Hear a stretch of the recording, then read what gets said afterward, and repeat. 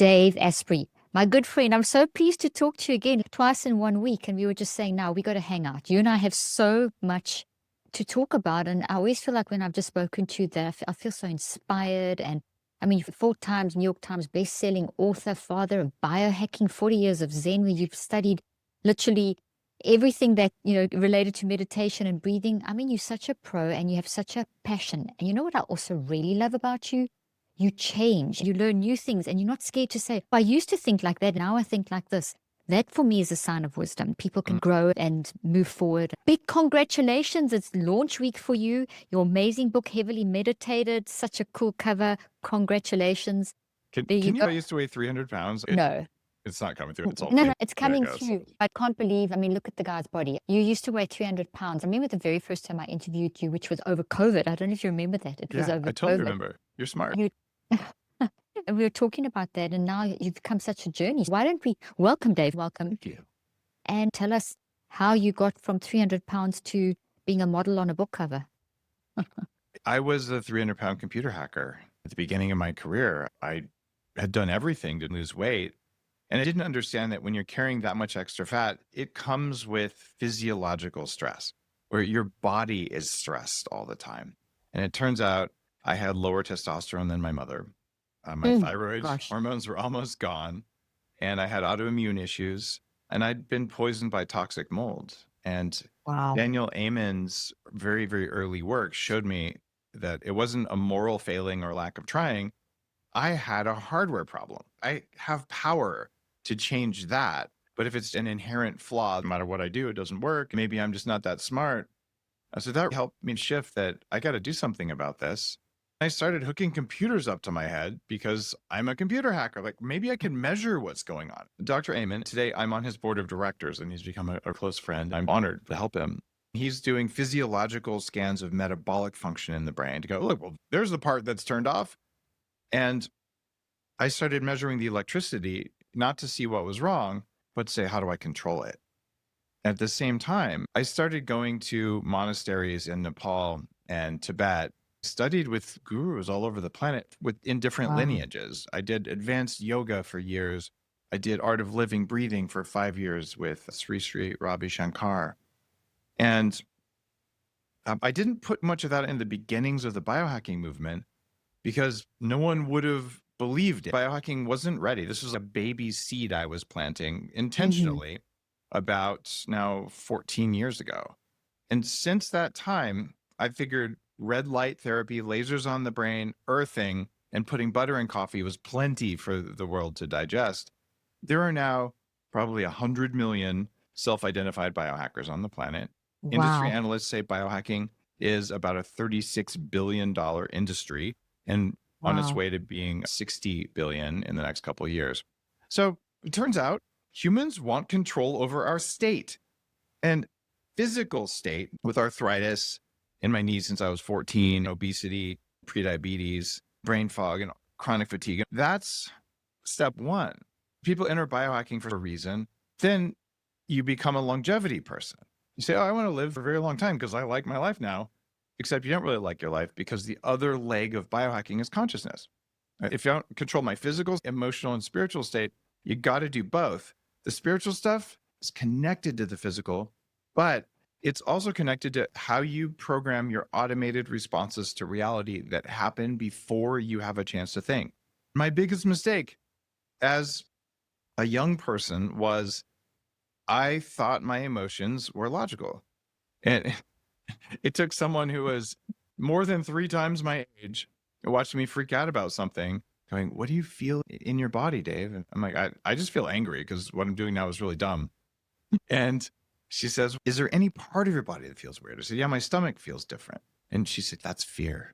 And I'm like, there's nothing here to be afraid of. It can't be fear. And just the laughter, you're like, oh yeah, fear is an emotion. It doesn't have to be logical. And I remember my whole reality crumbled. I was like, oh my God, she's right. And all of the work they started doing after that with measuring the spacing between my heartbeats and learning how to change them consciously led me down this path of spiritual awakening. Not that any of us is really asleep. We just don't notice what's happening because we've been taught it doesn't have relevance. So we automatically sweep aside intuitive thoughts. all these incredibly valuable points about the world. And we miss them because we're taught first to have an emotion to suppress it and then to have a thought to suppress it. It turns out we all know stuff. If you can get out of your own way, it's not your thoughts getting out of your own way, it's your emotional reactivity getting out of the way. And after 6 months of my life with electrodes glued to my head and 10 years of working with more than 1,000 CEOs and executives and celebrities, these powerful people in the world, taking them through a process of forgiveness. We call it the reset process. I'm giving that away in Heavily Meditated. You can do it at home. It's easier with a computer, but you don't have to have a computer hooked up to your head. It is a step-by-step process to turn off a single trigger that bothers you. And when I say turn off, Carolyn, you know this because you get it in a way that very few humans do. Most meditative work is simply, well, you're sitting in the monastery and you're visualizing the Buddha, and then an emotion will arise. Notice the emotion, gently set it aside, continue focusing on the Buddha. Okay, this is an epic skill to maintain your state when your emotions come up. I have great respect for all the things I've learned there. I don't want to do that. I would rather the emotion that is not useful or relevant not come up because it's a misfiring. It's like if you're sitting here using your phone and then the alerts come up all the time because you haven't turned any of the alerts off. And your therapist is like, don't worry about the alerts. Swipe them to the side and continue in your email. And you're like, I can't. Well, your nervous system's the same way. So you can train it so it doesn't do that. Heavily Meditated is the guidebook. It says, here's how to do this process. Here are ways to enter altered states that are therapeutic, healing, and useful. It's not just meditation. Pick the one that resonates with you and go down it until another resonates. That's how I got here. It's a much better place than I used to be. Oh, you said so much that was fantastic. I resonate with everything you say. And, you know, when you said that about the swiping of the alerts in the therapy session, that really got me because it is, you're not knocking that form of meditation. There's a time and a place for all types. What I love what you've said there, and I hope people have got this and people that follow me know I talk about mind, is you can make a decision to control the body. The body is just a computer, a fancy brain body computer. It's 1% of who you are, massive part of your spiritual zone that you tap into with meditation, especially the meditation that you encourage us to practice, and the types and the focus and the attitude is with your mind, actually taking control of the process and deciding what level of energy you want in your brain. So when Dave talks about hooking up to a QEEG machine and looking at the physiology and the responses of the brain waves and monitoring that, which is neurofeedback plus a few other concepts, that is you seeing evidence of you controlling your mind and developing your spiritual energy. And if energy is messed up and you put in your mind, that's where it starts, then you put messed up energy in your brain and your body, and you batter your brain and your body. By allowing those alerts to just keep popping up, you're just allowing the battering ram to continue. You don't have to. You can reprogram. I love what you've done. I love how you've explained it in the book. Well done. Thank you. And Kelly, after 1,350 guests on the show, you and a guy named Mo Gaudat are the two who get it the most for the way reality works. A sincere compliment for the work you've done in the world. Do you know Mo by any chance? No, only through you. That's someone I'd love to interview. Mo Gaudat was head of research and development at Google's Advanced Ventures, Google X, and has written a major book on AI.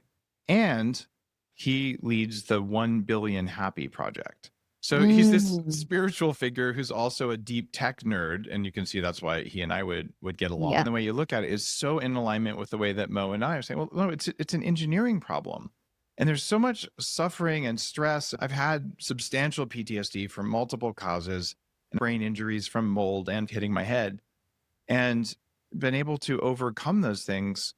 I think this is my most important book because after 9 books and a lot of time, this awareness dawned about the F words controlling reality, why it works, when it works, and how it works. Erases shame just to know this. Even if you never do the reset process, just understanding why you're doing what you're doing is so valuable. So I want to share that. That's all right.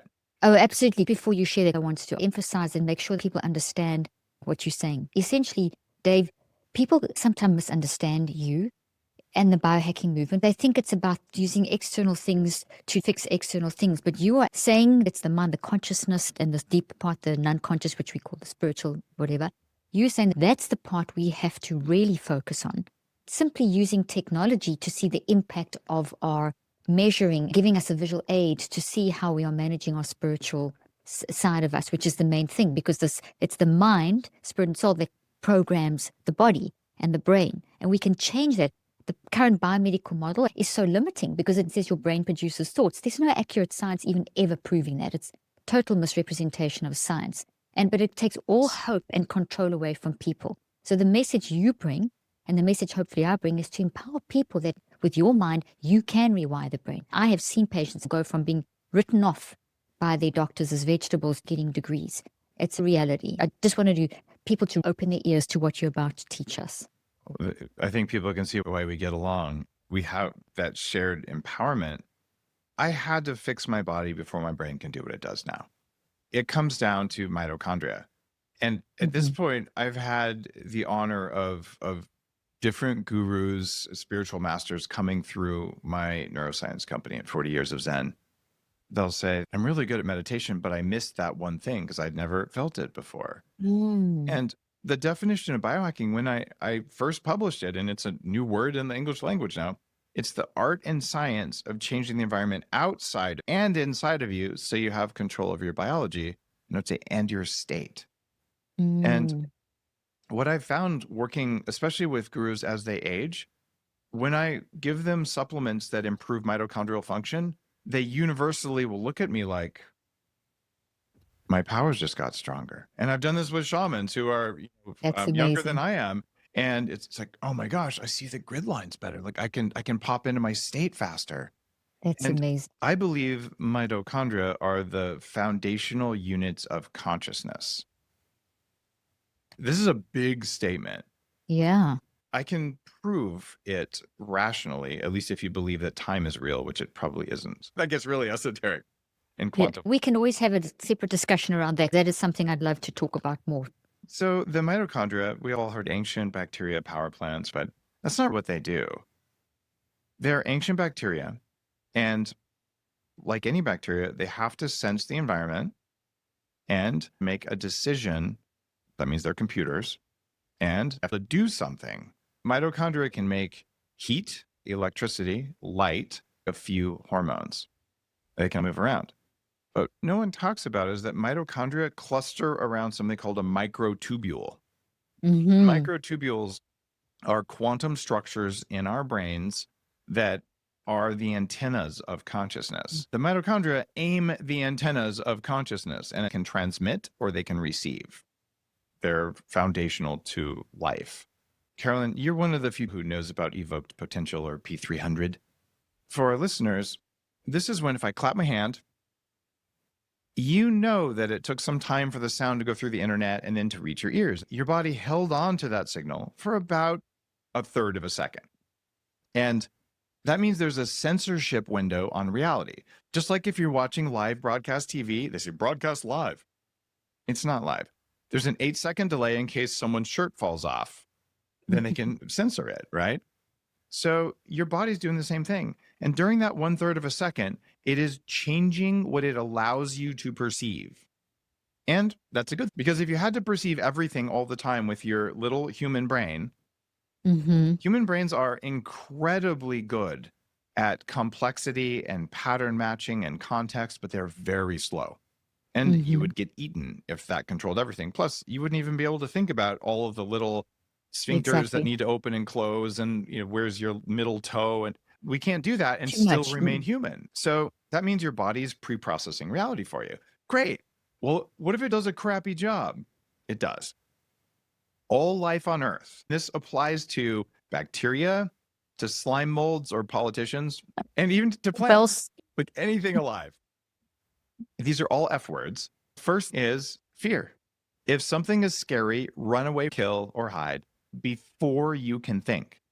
And here's the evidence. Carolyn, have you ever accidentally leaned on a hot stove and then looked down and go, this is pretty hot. I guess I should move my hand, and then pulled it away? No. we pull our hand away and take credit for what our body did without our consciousness. That is direct evidence. There's another consciousness inside of you controlling you, and you think it's you. Fear is the first F word that happens with about 9 times more energy and attention than anything else. Unless you have a meditation practice, then it's 6 times more. This is useful. It stops you from falling off a cliff when you're not paying attention. It stops you from getting bitten by snakes. It is foundational and pre-conscious. The second F word is food.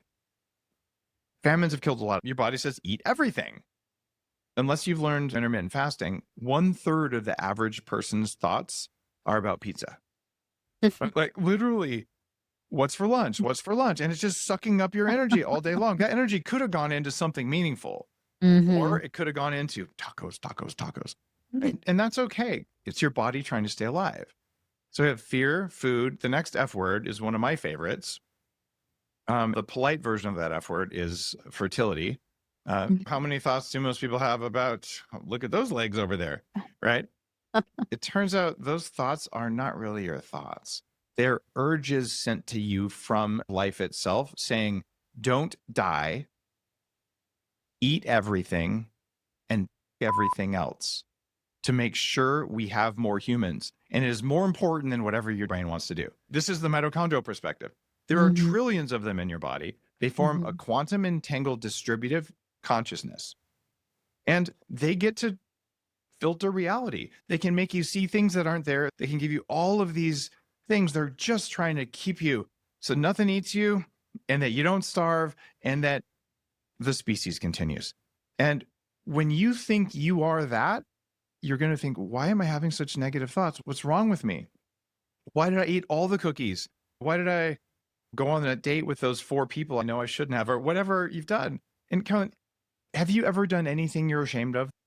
Of course. I was hoping you'd say, I don't feel shame. I just operate on guilt. Actually, that's true. We all have control. Well, I do. Yeah.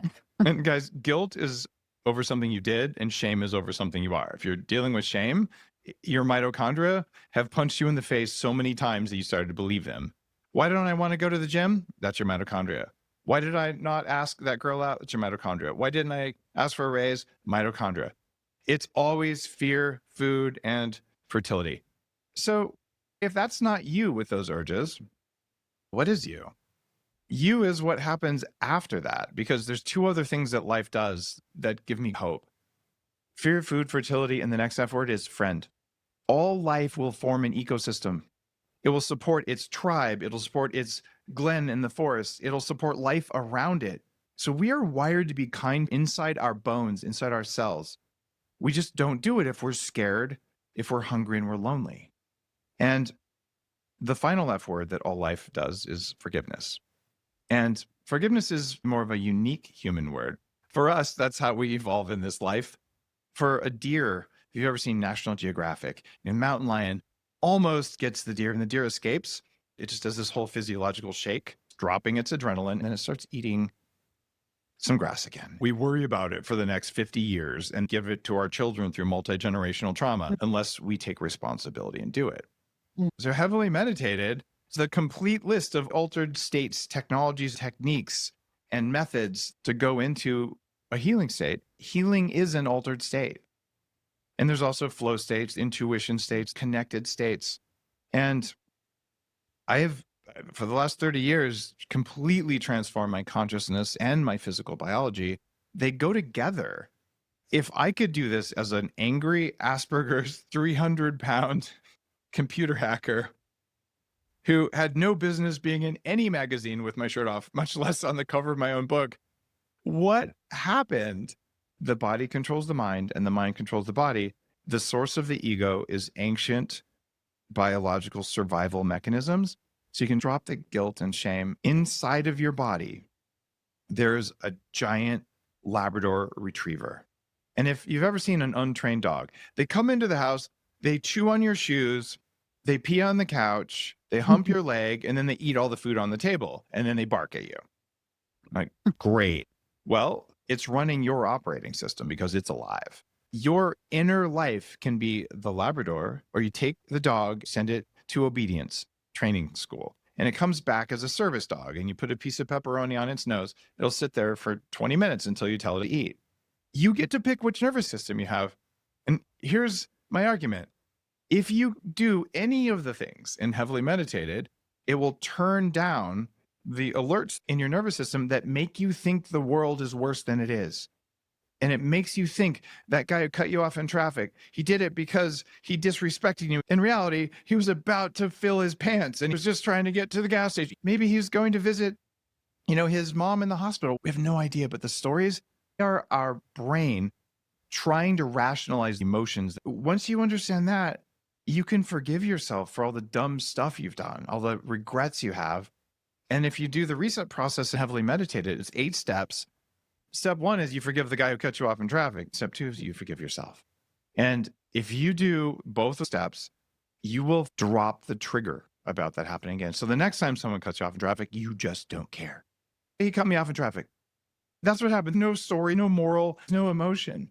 Mm-hmm. And this isn't about becoming less emotional. This is about having only appropriate emotional responses to the environment around you, right? And it may be the environment around you is full of junk lighting, it's full of bad food, it's full of angry, narcissistic people and, tyrants and all that.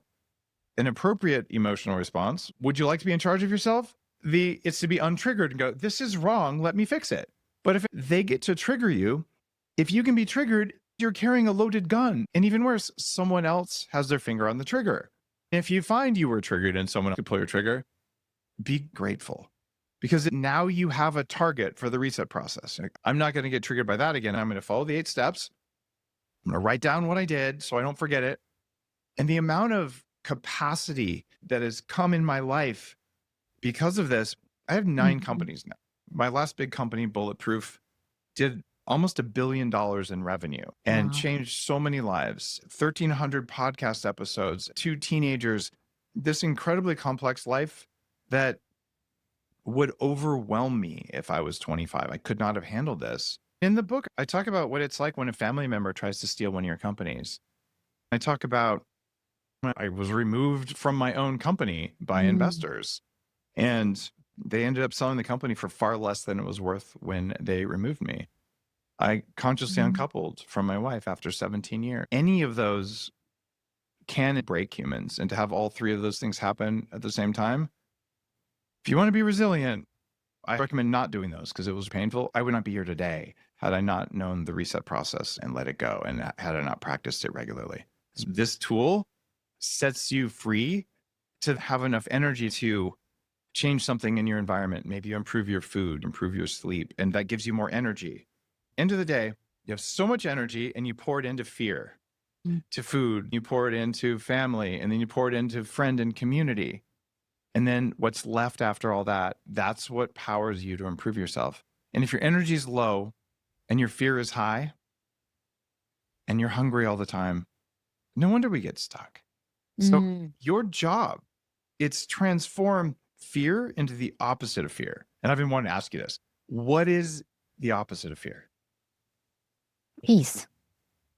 See, you get it. Like, nobody says peace. It is exactly peace. Carolyn, no wonder I just love your work. Yes, it's peace. It is not love. Love is a beautiful thing. And it's peace. Because when you're in a state of peace, love is easy. If you're in a state of fear, they're going to fight with each other. So transform fear to peace, transform hunger and cravings into nourishment, and loneliness into a sacred connected state. One of the chapters in Heavily Meditated is about Tantra and conscious kink. These are pathways to altered states as important as meditation or psychedelics. 20% report meeting God during orgasm.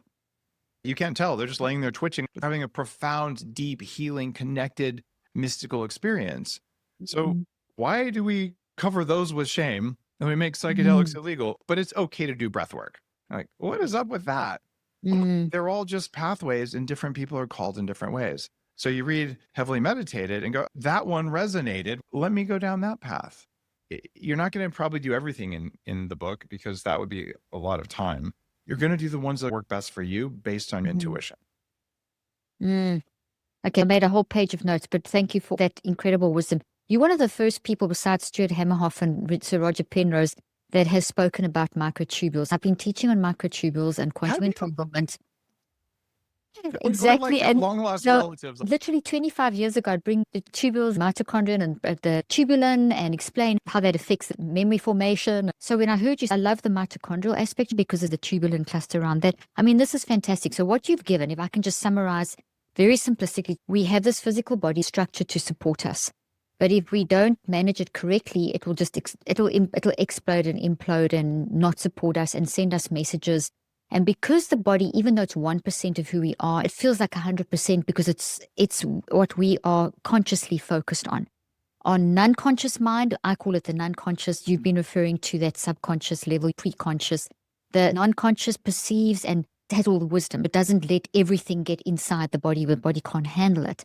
And so, but what we still have our conscious mind, which has this decision capacity. That's one of its big assets. Is assets can also be a problem because we can make decisions that aren't great.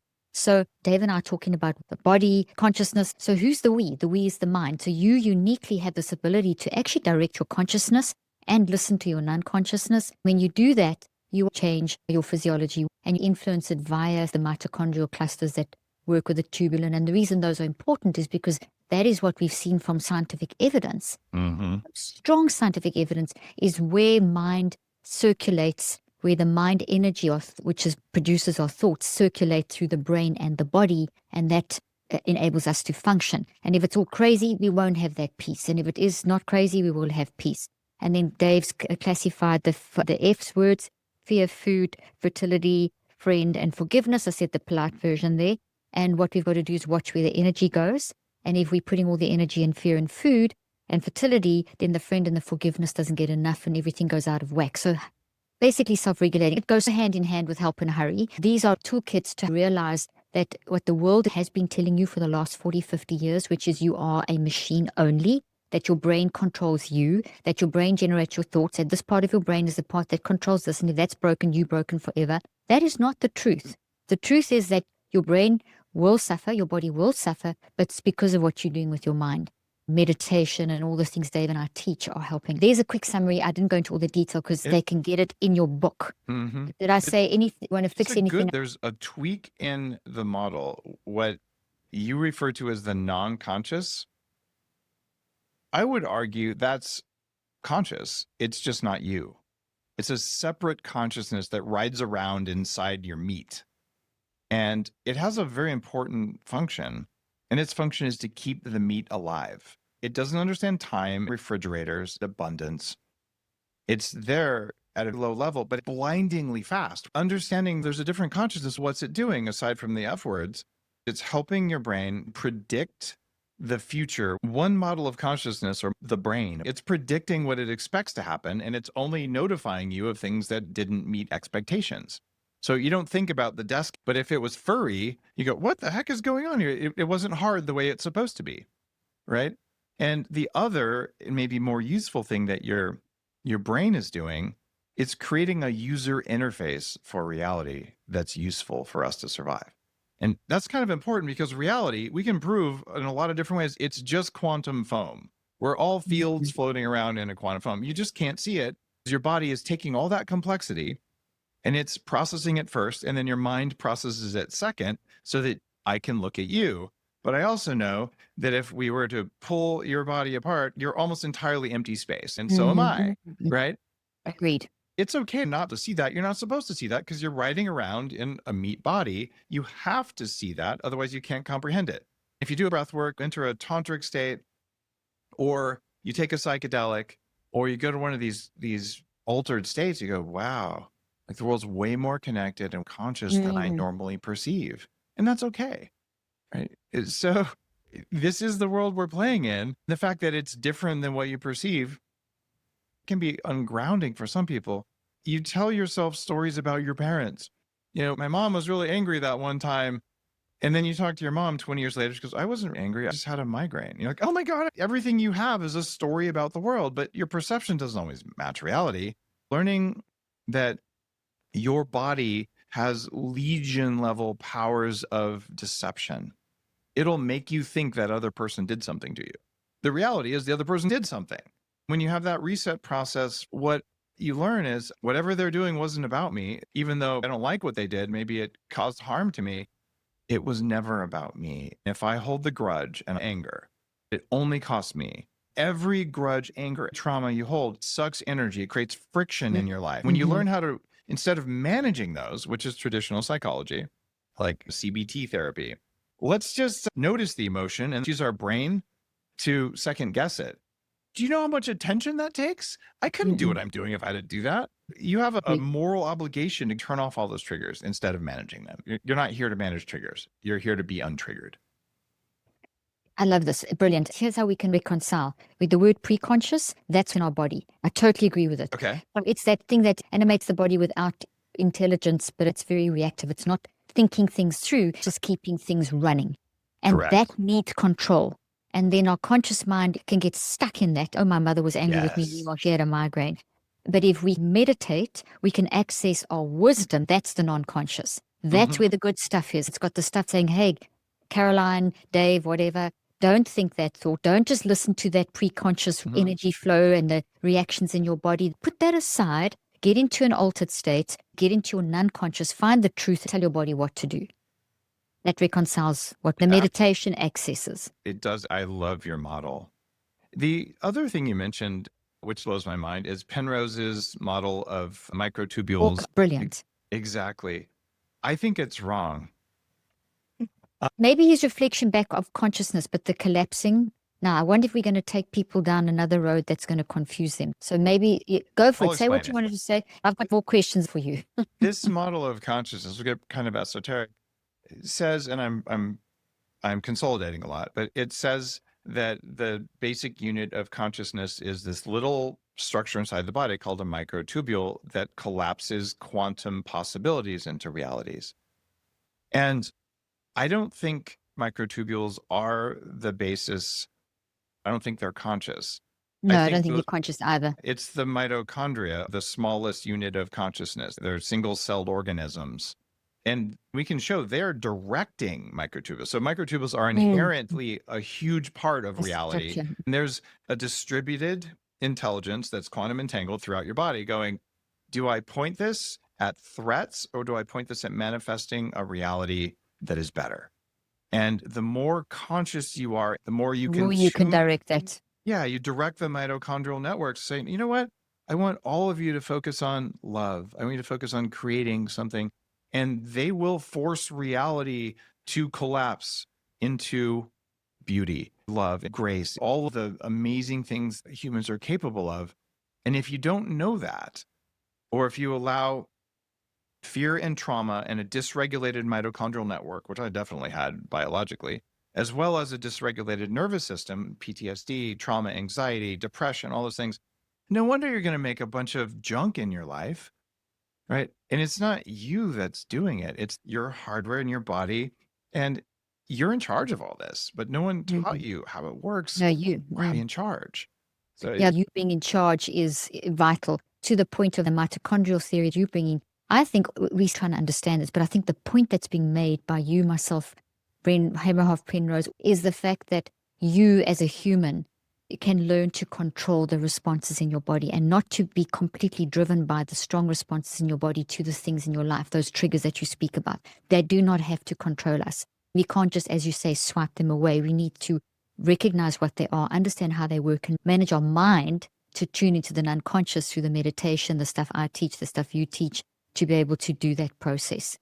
I think that I've summarized it. I know you've got to go soon, and I just want to make sure that people get it. I've got a million questions. We'll do part 2. We said we're going to do it anyway. We're going to have an in-person, guys, we're going to have an in-person all-day conference talk because there's too much to talk about in a podcast. This is just a taste of what Dave and I love to get into. Dave, I'd love you to just wrap up this interview by giving people an understanding of the content of your book. You mentioned that there's the reset. You've mentioned there's different ways that people can. So maybe a simple overview or an example would be wonderful that people have got something to hang on to. So Heavily Meditated has the reset process that costs $20,000 and 5 days at my neuroscience facility to learn it. That is the most precious thing I've learned in my life. It also has a chapter on using psychedelics safely and the order of operations. If you're thinking, I want to try one, I don't know what to do, this tells you what to do in order, how to do it safely, and what they're doing to your consciousness. There's a chapter on using life force energy, also known as chi or libido, to enter altered states. That's on Tantra and conscious kink, the somatic practice of allowing your body to experience something. And one of the most interesting techniques that you learn in the book is called bicep. It's brief, intentional, conscious exposure to pain. Monks used to whip themselves. And in fact, they would a flogger like this. And every morning they would like whip their back. And I heard about this and thought, like, they hated themselves so much because they were such sinners? No, that's not why they did it. And then yogis lay on a bed of nails. Intentionally doing something mildly painful for 1 to 3 minutes a day resets your dopamine sensitivity. So it takes much less dopamine to motivate you. They did it because it made it easier to be a good monk or yogi. Biohackers like me use ice water. We'll do a cold plunge. This is a part of our human history. And it's not about harming yourself. It's about experiencing discomfort. And so your threat detection networks chill out. And everything in life is easier. Techniques like that in the book, as well as through types of breath work to enter altered states and certain meditations. When someone says you should meditate, that's like saying you should cook. Well, are you cooking spaghetti? Like, what are you cooking here? Meditating by itself has no value unless you know which state. Mm-hmm. And so all of this is in the book. You probably won't do everything in it. I also talk about how this all emerged. I had Asperger's syndrome, the form of autism. And I talk about how that influences reality, what happens inside the brain, and why that enabled some of the knowledge in the book to come out. So if you have ADHD or Asperger's or autism or someone in your family does, the first third of the book, I'm talking about how reality looks from that perspective, which is useful for everybody. And then we go into the techniques. This is the manual for how to be in charge of yourself. It is my most important book ever. I hope that when you buy or listen to or read Heavily Meditated, that it delivers that $20,000 worth of value that it's cost for this knowledge up until now. Thank you, Dave. I really appreciate that. And it's been so great talking again. And people can get the book wherever books are sold, guys. You know where to get books. Oh, yeah. Dave, it's your launch week this week. Congratulations. We're so excited for you. Thank you for the wisdom you shared now. And I mean, there's so much stuff that I just want to dive into, and we're going to have part 2, 3, 4, whatever. Absolutely. So thank you again. One more ask, Caroline. Yes, go for it. Your listeners know just what a wizard you are.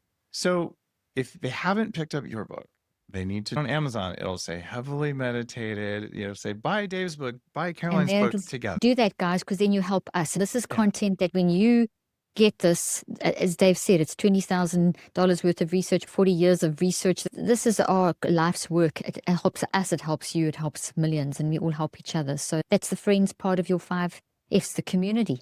We need that community. Dave, thank you.